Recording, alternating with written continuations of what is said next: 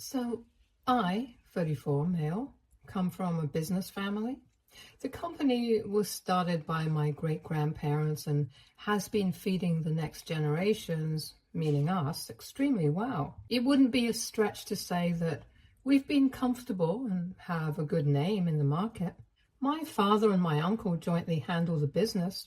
Talking about our family dynamics, we have never been very expressive or warm. And I've grown up seeing my parents follow the guidance from my grandparents, no questions asked. And so I did the same as well. I rarely talked about anything at my house besides common pleasantries and my grades. Even though I never felt a lack of money, I didn't have any long-lasting friends, which kind of worked for me because I worked extremely hard and got into a prestigious business school to take over the company in the future. That's where I first met my wife, Evie, 32, female. Evie was the complete opposite of me, present at every event, taking charge. She took notice of me in class and decided to get me out of my shell. She was the only friend I had, and she did help me a lot during uni. I came out a different person after graduation, and I had known all along that she was the one for me. When I asked her out, she said she reciprocated my feelings, and that's how our relationship began. I introduced her to my family, who seemed happy with her, until she left.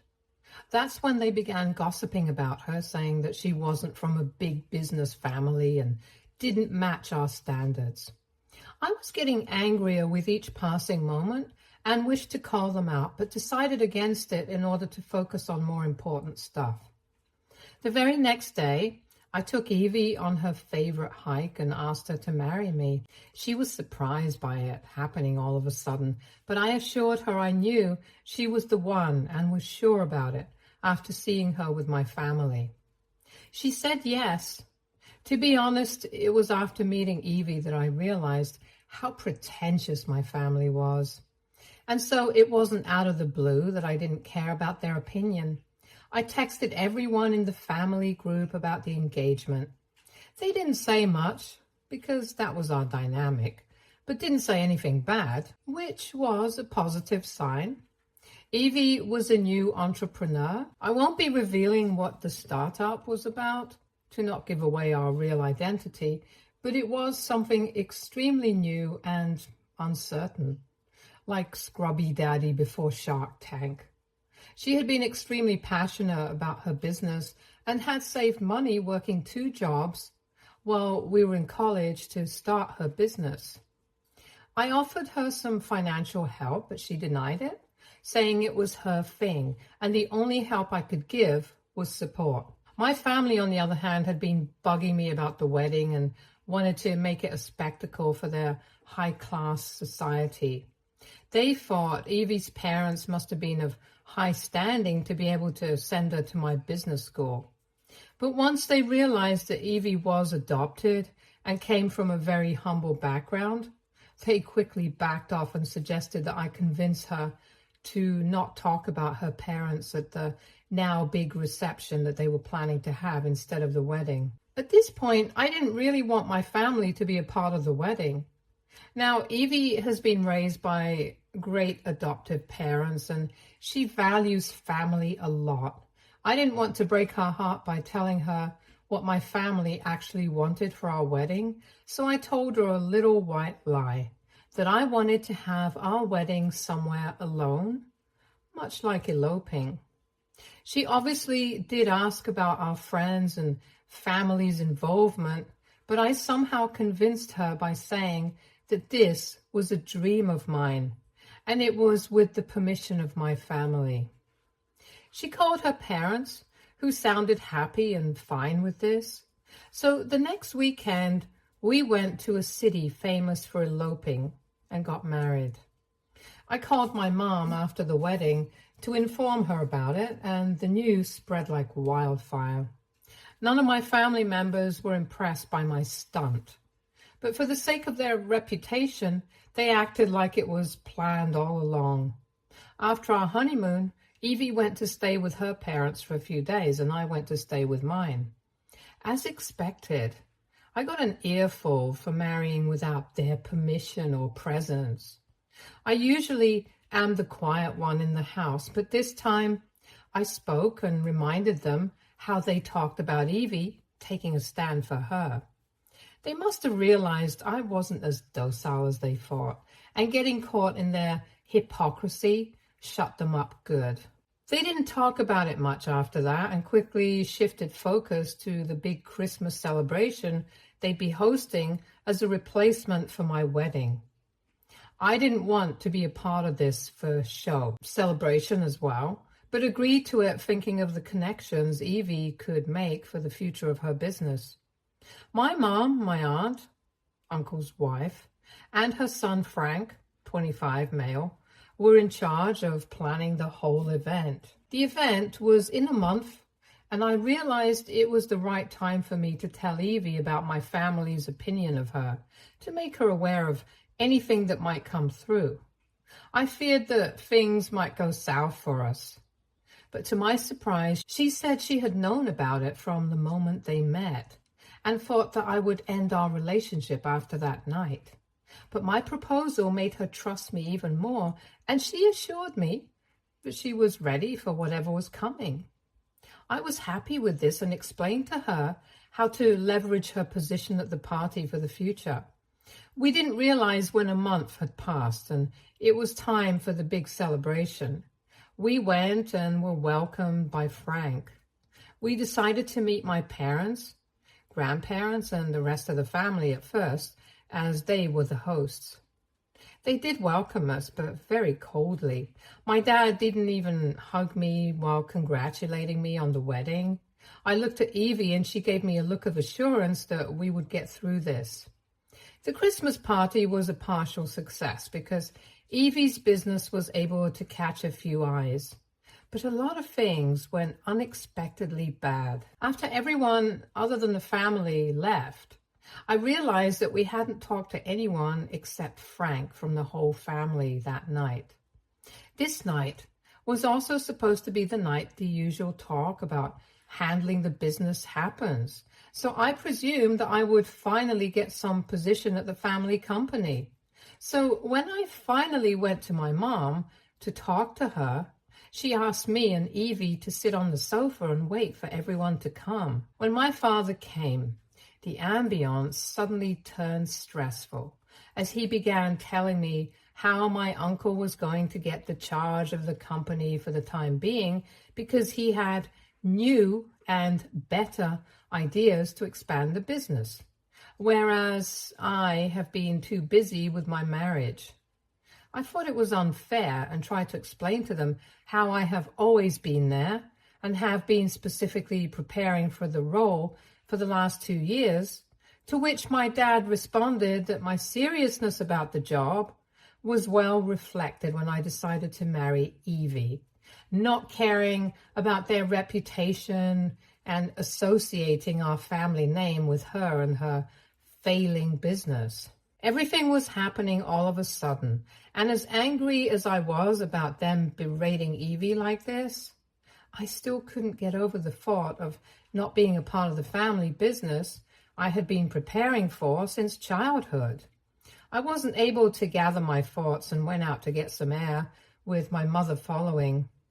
Evie was still there in front of my dad and confronted him, asking if this is how they treat a family.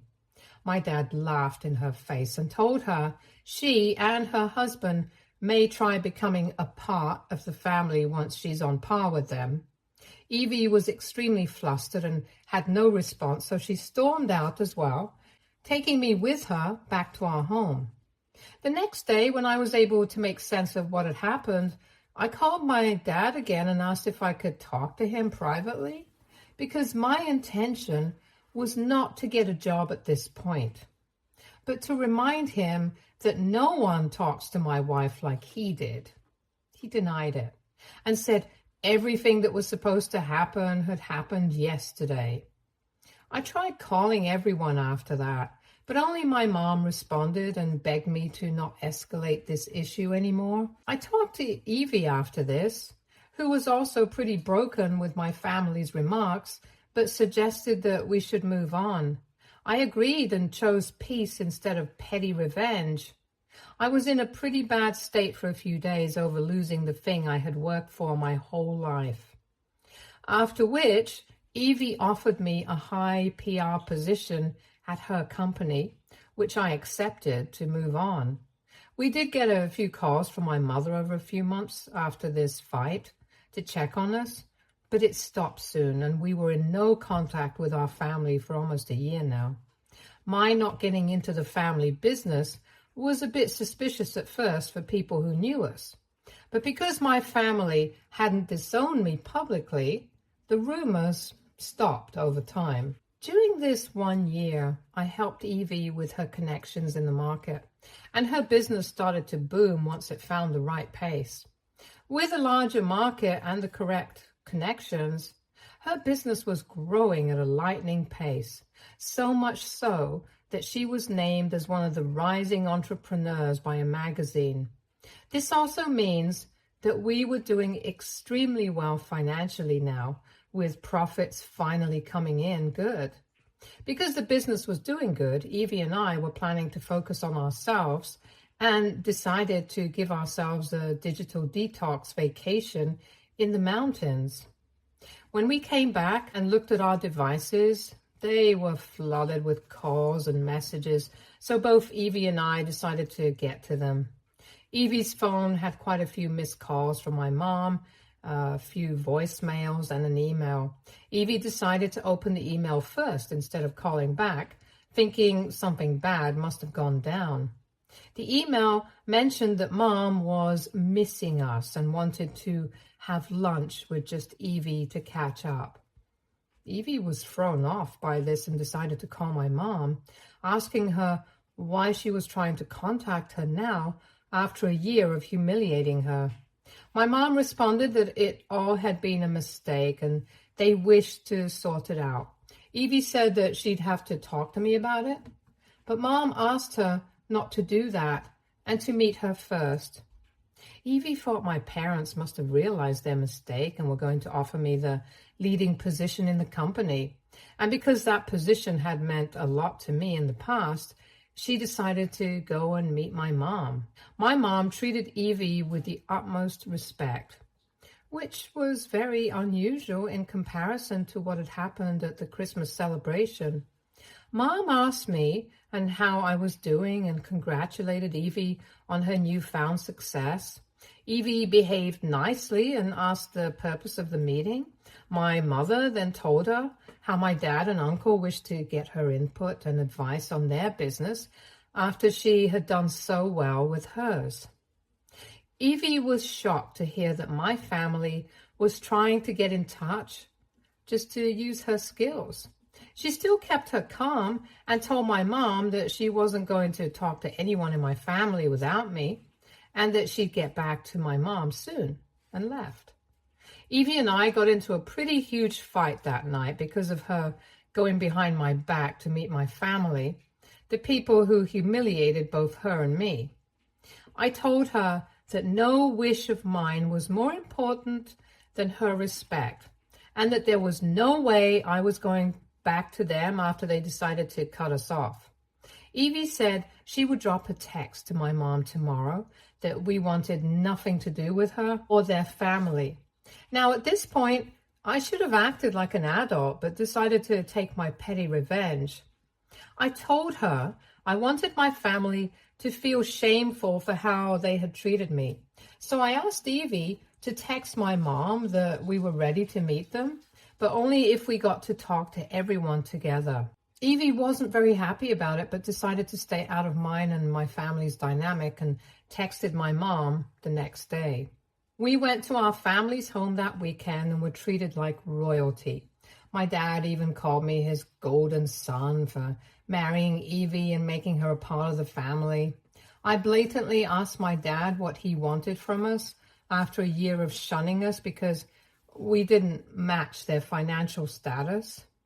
He then began telling us how the business wasn't doing so well because my uncle's plan of starting different ventures had failed and led to major losses. He said he wanted me to take over the company now and, with the help of Evie, take it back to its glory.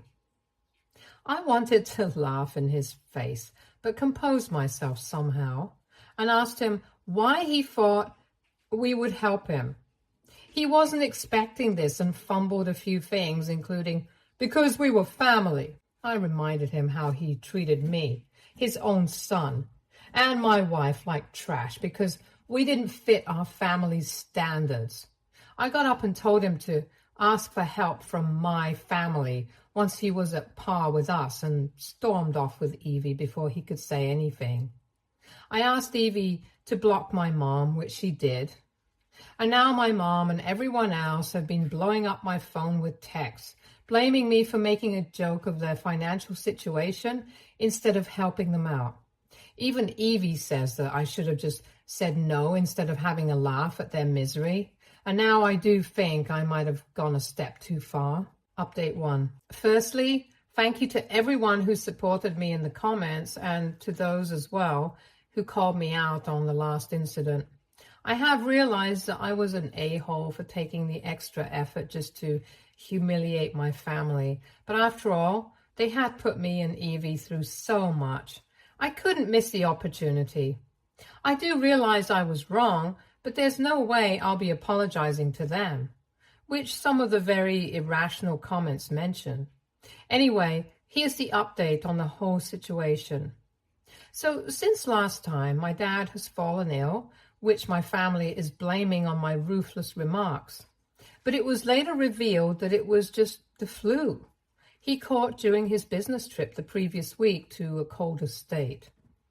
I haven't really responded to my mother's calls, but have been enjoying her voicemails where she claims that they never had the intention to shun us out and cared about us even when we were in no contact. I do want to remind her about her care gone missing for that 1 year. But anyway, I do not wish to get into petty arguments anymore. Evie has been a bit stressed about the whole scenario and thinks it is because of her that my family and I are on such bad terms. I keep reassuring her almost daily that it isn't her fault that they're so cold and heartless, and I would choose her over anyone, any day. Over the coming weeks, the calls and texts weren't reducing, with now even my grandparents begging me to come back home and sort things out for good. It's kind of funny how none of them ever visited our house to convince us when they very well knew our address. But anyway, I decided to call Frank and ask him to take control of the situation because he was the only one who was rational enough out of that bunch. I called him, and he apologized to me for whatever I had been going through and told me he would try to ask everyone to not bother me anymore. He added this one thing out of the blue and told me that my dad was planning on kicking me out of the family and company for good because of my attitude problem. I didn't really respond to that and immediately called Evie, who was out for work. I told her that although I had made up my mind to not go back to my family and their toxic ways, it still affected me that they were planning on kicking me out. Evie told me to calm down and wait for her to come back home to discuss this, and that's what I'm doing while writing this update. Update 2. So when Evie came home, she sat me down and asked me if I wanted to rebuild a relationship with my family. And even if I did, she would be in full support because she knows the importance of having a family. I answered that although it would feel weird to not actively be a part of my family and their shenanigans, I think I'll be able to fare well on my own without them. And I still have a family to call my own, which was her. She was still willing to help my family, but I strictly asked her not to, because I knew they would walk all over her once their purpose was fulfilled, and she'd end up like a doormat. She assured me she wouldn't, and that was that. In the next few days, Evie had gotten a missed call from Frank. She was surprised as to how he must have gotten her number, and unlike the last time, she decided to tell me straight. We both sat down together and put the call on speakerphone to listen. Frank picked up the call and got straight to the topic. He told Evie that our family business name had been ruined in the market due to them being unable to make payments on time, and that only she could help bring back the credibility by financially helping them and associating with their company's name. She told him clearly that after what happened when we met, there was no way she was willing to involve herself in all this. Then Frank decided to pull out the big guns and ask my grandfather to talk. Apparently he was on the conference all along. He tried to convince Evie at first, but his tone soon changed as he began threatening her to convince me to come back home with her, or we both would not only be kicked out of the business, but also the inheritance. I could feel Evie getting uncomfortable and decided to cut the drama right then. I took the phone from her and asked Grandpa to use these threats on someone who was scared, which should have been them because of their deteriorating condition. He started to sob, hearing my voice, and began apologizing, but I told him it was too late for apologies and that they would face legal action if he ever decided to threaten me or my wife again, and I cut the call. Then I quickly brought Evie some water to calm her down. After this call, it was clear that our decision to go no contact was absolutely right. And that's what we're planning to do from now on. Hopefully, my family will get the sign and will stop bothering us, but that seems unlikely. Update 3. I know this update has been long overdue and I came bearing good news. But before that, I'd like to mention a concern that was brought to light in the comments of the previous update. A lot of you mentioned my grandfather's connections because he was in the business for so long. It could have been a threat to me and Evie, but as I mentioned previously, their business was doing extremely badly right now, due to which their credibility has reduced to zero. Someone also mentioned that I should have called him out on social media and let him have a taste of how bullying feels like. But since the last time I humiliated my family, I have decided to not go after them unnecessarily, as they're already not doing well, and be the bigger person. So I think my warning to my grandfather worked for good because my family had not contacted me since then. It has been a few months now. Also, Evie is pregnant and we're elated about becoming parents soon. The confrontation with Grandpa actually worked out for good because now Evie could have a stress-free time while carrying our child. We haven't told anyone yet, so I guess this post can act as the announcement. Things have been going fine for a few months now, with the business doing well as well. One of our investors was this businesswoman we met at the Christmas party my family threw. She had always supported Evie and was like a guardian angel to her, so we had a good relationship with her. One day, she came to our office and asked for both Evie and me together because there was something urgent she wanted to inform us of. We met her and got to know something we hadn't seen coming. She told us how my family was doing terribly and no one wanted to engage with them anymore. A lot of speculations about me joining Evie's company instead of my own family's business had also raised a few eyebrows, and people weren't buying their excuses. She told us that they decided to use the next best tool at their disposal, our relationship. She said that they've been going around telling people that Evie was their daughter-in-law and had invested in their venture. They had been able to get a few people on their side by using Evie's name. When they talked to our investor about it, she felt something wasn't right, so she decided to check with us if it was true. Evie couldn't believe their audacity and how they were so blatantly using her name when they were refused that privilege quite a few times. We let our investor know that she was right about them fraudulently using Evie's name and thanked her.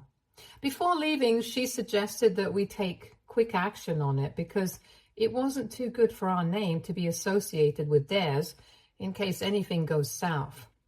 We thought about it for a day and came to the conclusion that it was best if we publicly announced that we had no relationship with them anymore. Evie asked me to email Frank about it once so that they're ready for the big blow.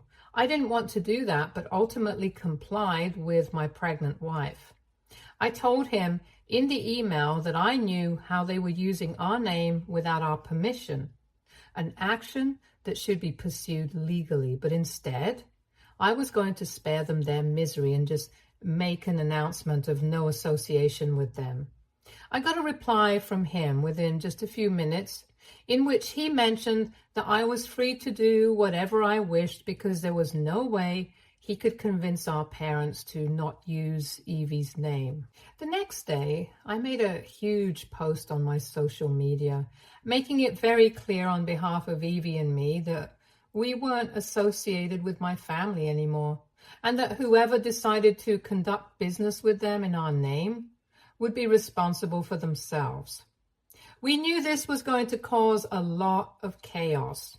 So we had trained our PR team and managers well to answer questions if directly asked, which didn't include many details about our conflict with our family.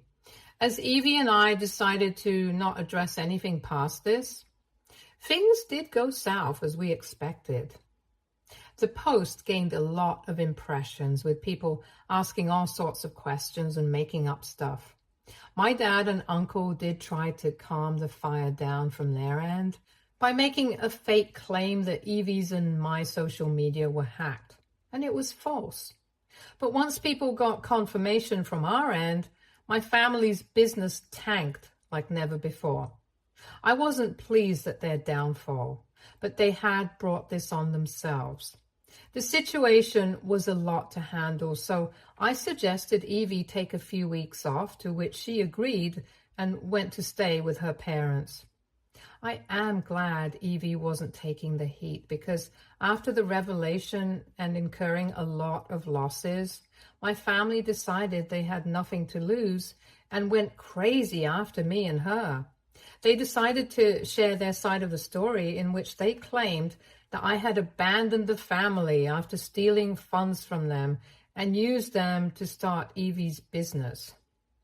They said they spared me a legal case back then, considering me family, and now were kicking me out of their inheritance. Funnily enough, I didn't have to do anything because one of their investors called their bluff, asking for proof of it all, and they weren't able to provide anything because obviously the incident wasn't true.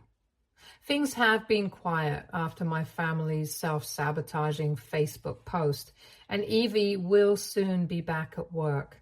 She was off the grid, so it would be fun to explain to her what went down. I hope this doesn't take a toll on her, and we are finally able to move on and begin fresh. Update 4. I'm writing this update after a few months, and fortunately, it will be the last. So, when I explained to Evie the whole exposing me fiasco, she had a good laugh about it. Although my mother had known someone mutual and got to know about Evie's pregnancy, she tried to talk to us by calling our office number because she's blocked on our personal phones, and tried texting and emailing us. But when nothing worked, she showed up at our house at night, uninvited.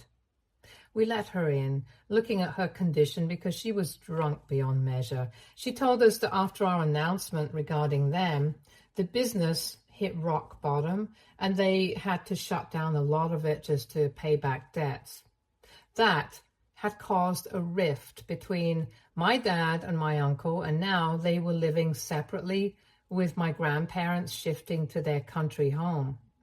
She kept begging me and Evie to give her another chance to at least be a part of their grandchild's life. She also mentioned that Dad was remorseful about treating us like this too, but she was willing to leave him if it meant that we could make her a part of our life. She was clearly too drunk to understand what she was saying, so I reminded her how she was backing my dad and uncle when they were pulling Evie's name through the mud. and that she deserved to be with those people again. She did throw a tantrum, but we decided to call an Uber to her new address, which we found in her diary, and wrote a note asking her to not contact us anymore. A few days later, we also got a text from Frank asking if he could get a job at our company because things were rough at home, and he wished to learn from Evie. Frank was a good kid, so we decided to ask him to send us his resume, on the only condition that our family wouldn't get to know about it. He agreed. About Evie, she is in her third trimester now, and work is taking a toll on her, so we both are suggesting moving to another city for some time to start fresh in the actual sense. We've chosen a city close by to not affect our business, and we'll begin the shifting process soon. Stay tuned for more stories from Argo